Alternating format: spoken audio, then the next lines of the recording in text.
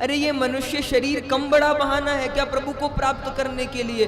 भगवान के पास इससे बड़ी कोई सौगात नहीं है हमें देने के लिए।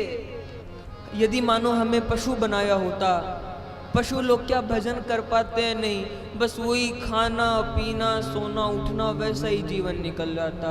हम लोगों को अपने आप को बड़भागी मानना चाहिए कि हमें भगवान ने मनुष्य शरीर प्रदान किया। उसमें दूसरी सबसे बड़ी बात कि हमें भारत भूमि में जन्म प्रदान किया।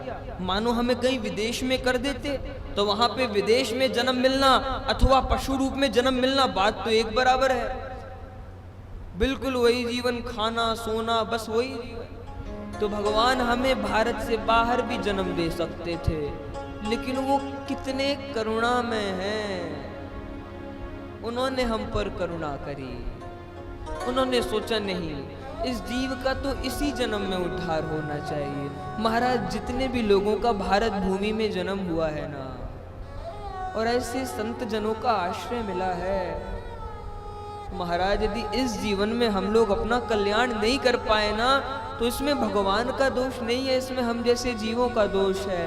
अरे सामने तो थाली परोसी रखी हुई है, थाली में सारी सामग्री रखी हुई है, अब हमें खाना है। अरे गुरुदेव तो इतने दयालु है कि गुरुदेव ने अपने हाथ से हमें सामग्री पवा दी है, मुख में दे दी है, लेकिन चबाना तो हमको ही पड़ेगा ना। तो इतने सारे बानक पहले से सब कुछ बनाया है, लेकिन बस हमें उस कृपा को संभालना है।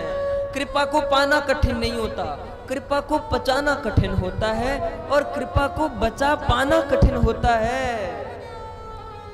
हमारा पात्र है, पात्र में दूध तो आ जाता है, लेकिन हमें यह देखना है कि पात्र में कहीं छेद ना हो रखे हों, क्योंकि यदि पात्र में छेद हो रखा होगा तो चाहे 10 कलश हम पात्र में दूध पलट दे, लेकिन वो दूध टिकेगा ही नहीं, सारा बह जाएगा। तो हम प्रभु से ये प्रार्थना ना करें कि प्रभु आप हमें कृपा करें, प्रभु की तो बहुत कृपा हम पे हो रही है। हमें ये प्रार्थना करनी है, प्रभु हम आपकी कृपा को संभाल पाएं, ऐसी हमें योग्यता प्रदान करिए।